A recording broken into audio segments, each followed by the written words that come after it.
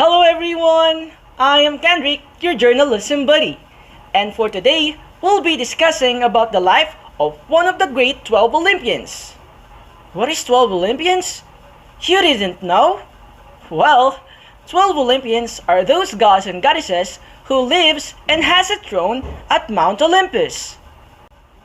And one of these gods is Apollo. Who is Apollo? Let's know him more through the help of this presentation. In this video, we are able to know or learn about number 1, Apollo's short profile, and number 2, Apollo symbols and the stories behind that symbol, or stories that are related to that symbol. So let's get started. His name in Greek is Apollo or Apollyon, while in Roman, they call him Phoebus. But in other sources, the name Apollo is adopted by Romans, meaning they don't change it.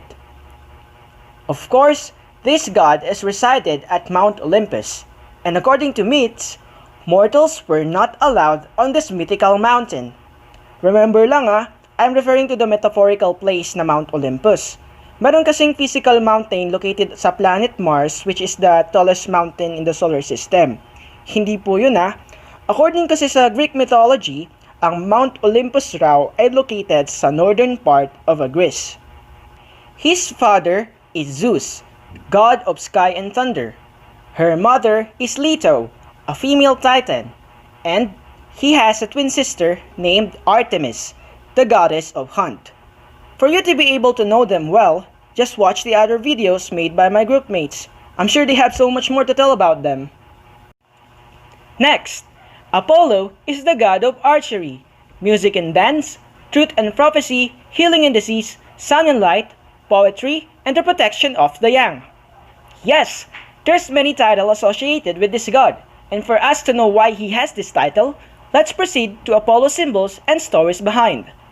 So we have here the sun, python, bow and arrow, laurel wreath, lyre, and raven. Our first symbol is the sun, and he carried this symbol because of his appearance. According to Greek mythology, Apollo is a perfect depiction of the sun because of his white skin, blonde hair, and light rays on his head.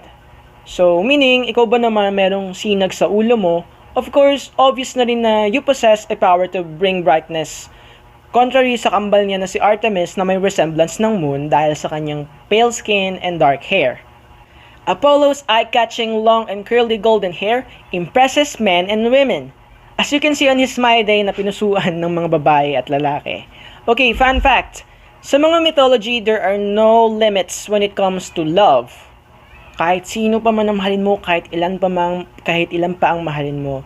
Kasi genderless rin naman kung ituring ang love sa Greek mythology. Not just Greek mythology, also in Philippine mythology at iba pa. Kasi ang mga deities and mortals at kung sino pa man ay pwedeng umibig sa kahit kanino, sino, ano nila gusto.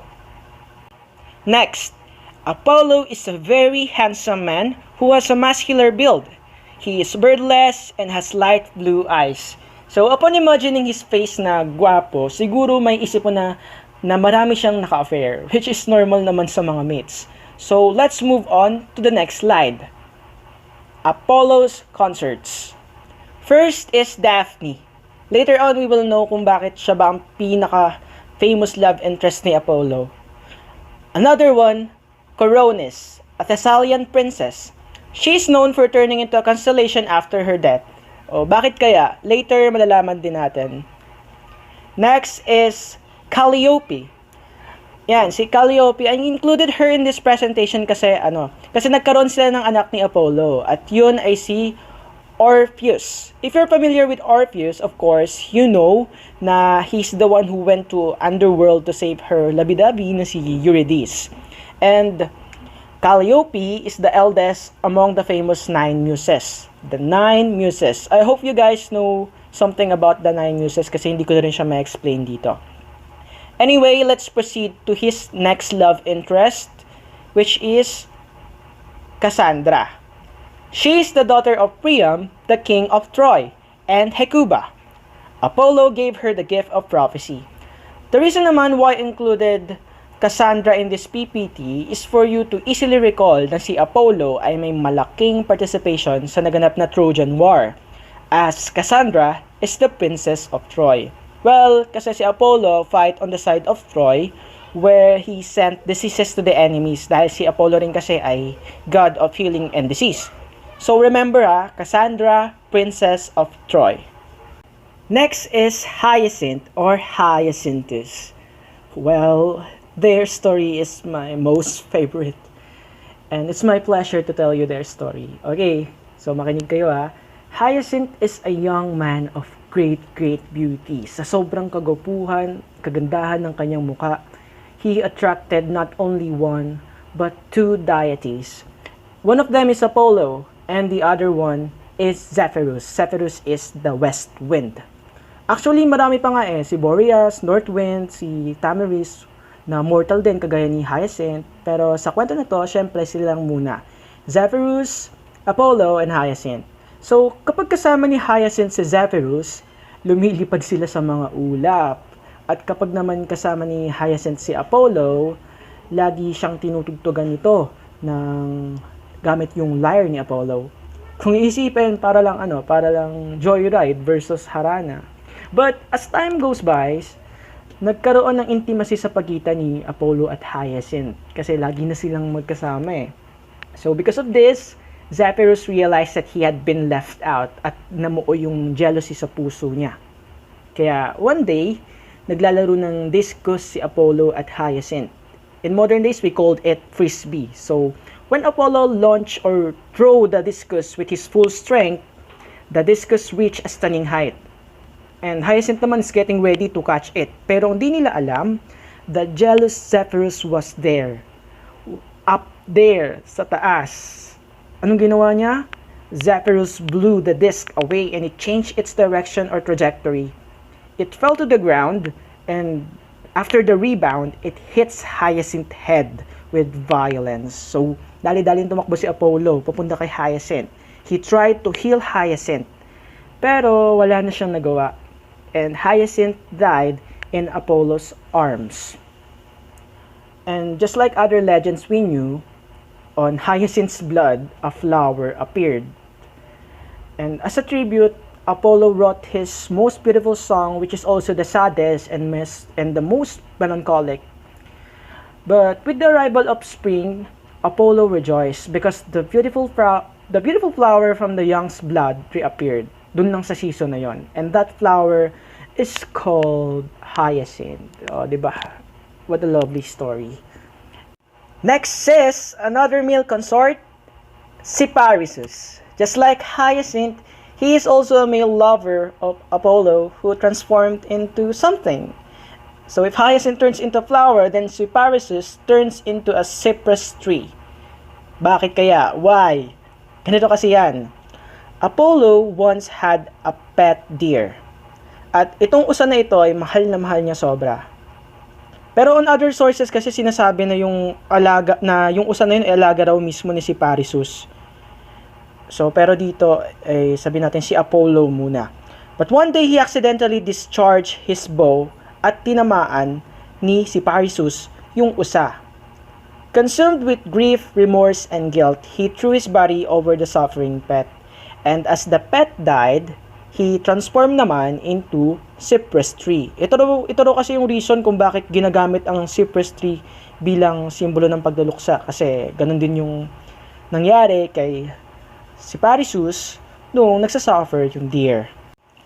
So, after knowing Apollo's love life, let me share with you my observation that Apollo, just like his father Zeus, na Apollo falls in love with anyone he likes, which were a lot of people. And most of the time, it causes fight and tragedy to his lovers. Another is, most of his concerts turns into weird thing. And just like Hyacinth turned into a flower, si Parisus who turned into a tree, and later on you'll know that even Daphne and Coronis also experienced this kind of fate.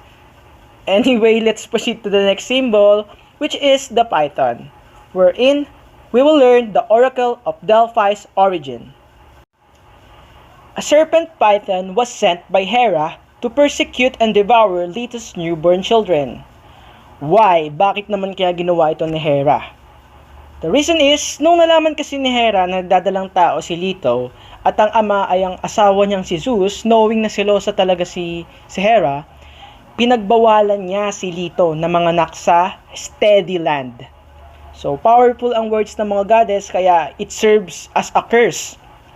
Inassume ni Hera na yung curse will take an action, pero nakahanap kasi si Leto ng isang isla na hindi naka-attach sa lupa.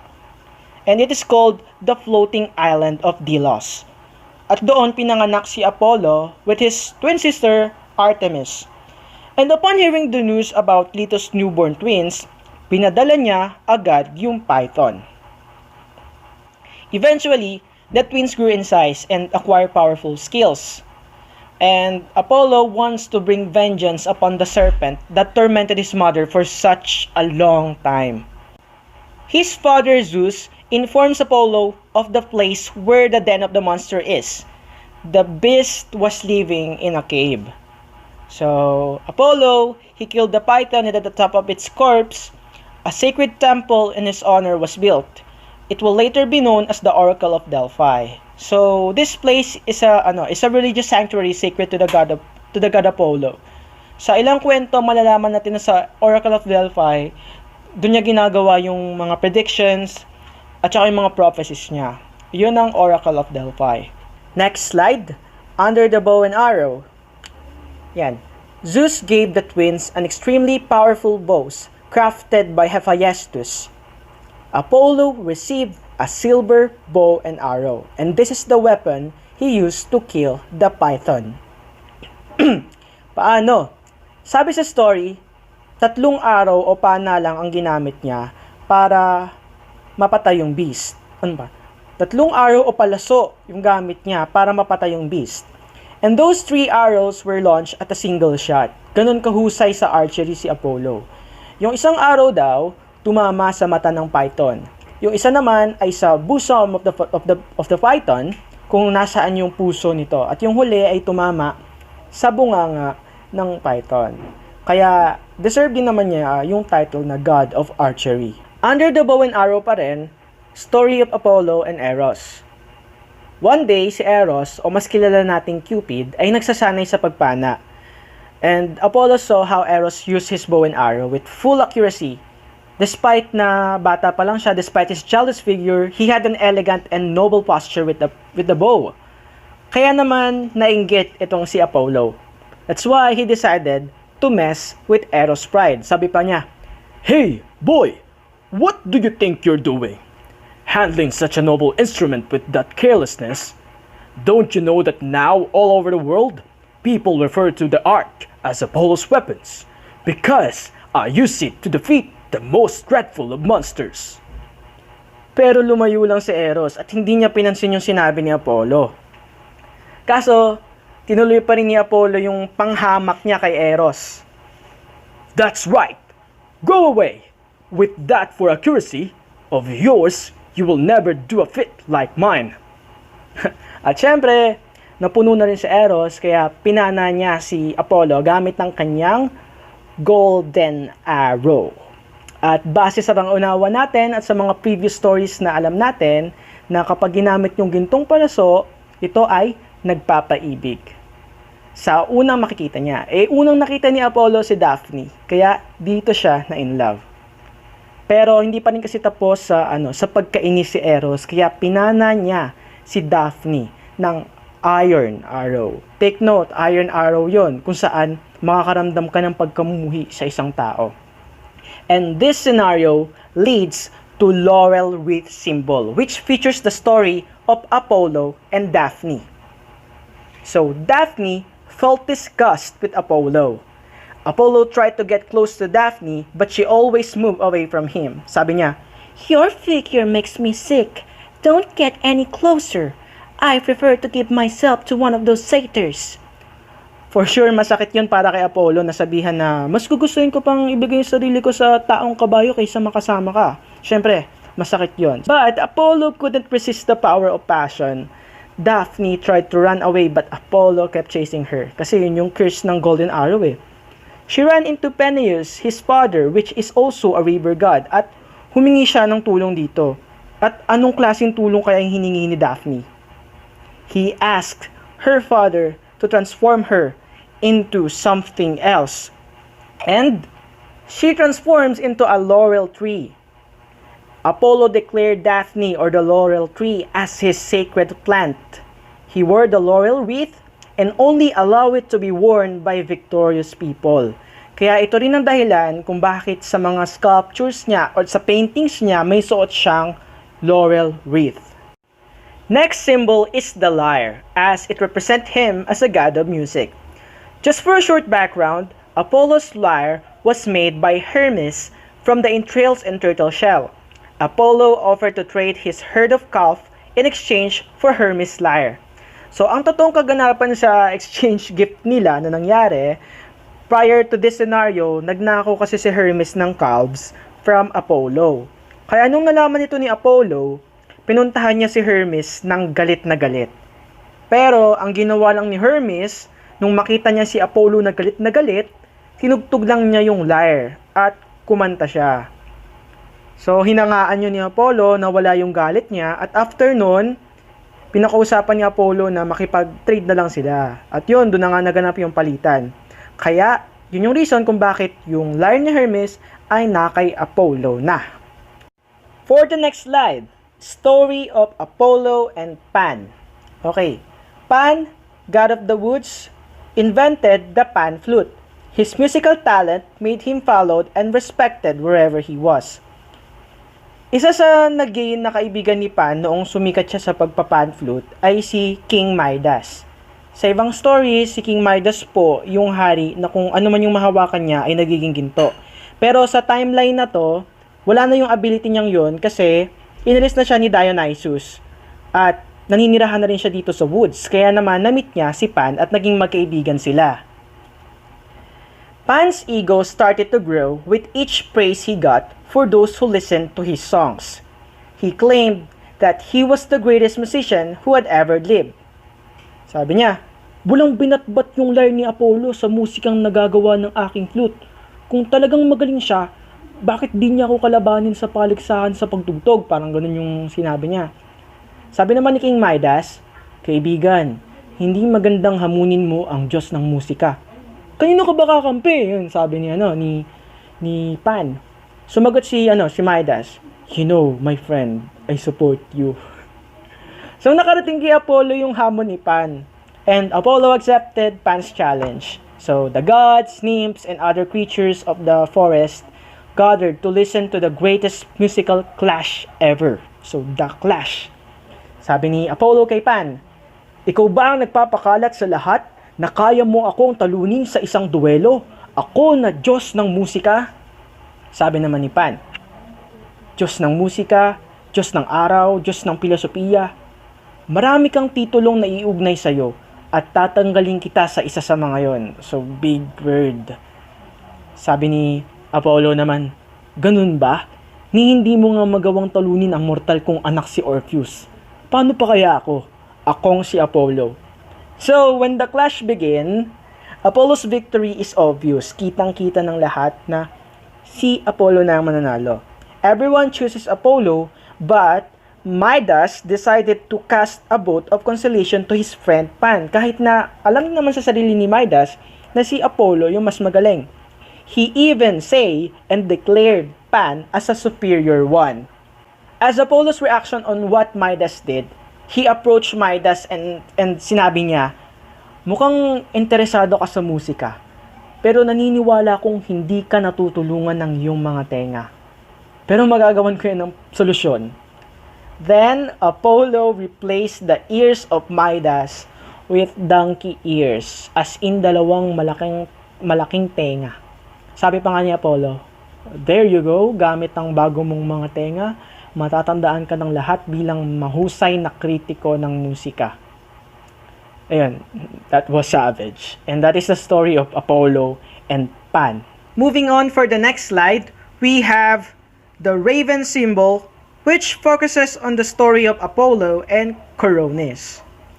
Apollo commanded his divine messenger, the white raven, to guard Coronis, who is pregnant with Apollo's child, Asclepius. Pero bumalik ang raven na may dalang masamang balita. And it is the news about the infidelity of Coronis, who fell in love and slept with Prince Ischys.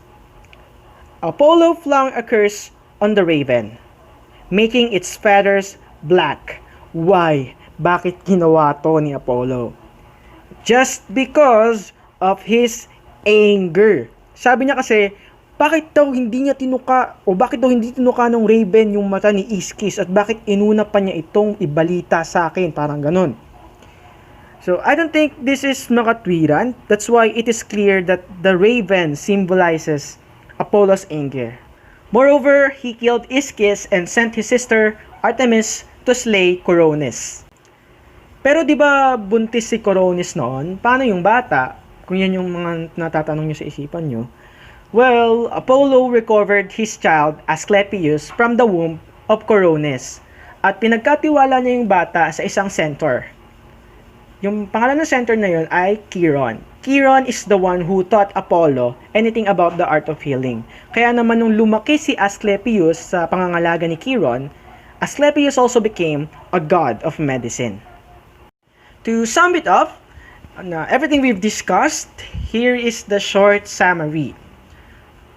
For the sun or rays of light symbolizes Apollo as who he was. It includes his appearance, charisma, and his power to bring daylight. For the Python naman, Python symbolizes Apollo's oracle of Delphi. It also symbolizes the persecution of her mother Leto from Hera. Next is bow and arrow. Apollo's silver bow and arrow represent his defeat of the monster Python. It also symbolizes his being god of archery. Next is the laurel wreath. This laurel wreath symbolizes Apollo's undying love for Daphne. Apollo's lyre symbolizes his superiority as the god of music, while the raven represents Apollo's anger. It also symbolizes prophecy and insight for being the god's messenger. For the additional info, I include here the wolf as his animal symbol. From this provided screenshot na nakita ninyo, in Homer's epos on the Trojan War, it says, "Vow to Apollo, the wolf-born god." At sa nakita nyo din sa baba, it also says that their mother Leto had turned herself into a she-wolf. Apollo and his twin sister, the goddess Artemis, are therefore indeed wolf-born. Ayan, so itong si Apollo at Artemis pala ay pinanganak na lobo or wolf. Yan, I hope you learned a lot from this report. Here are my references. Thank you for staying with me till the end of presentation. If you guys have questions in your mind, you may raise it during our meetings. And again, thank you for listening. Have a wonderful day. Goodbye. Good luck for our midterms.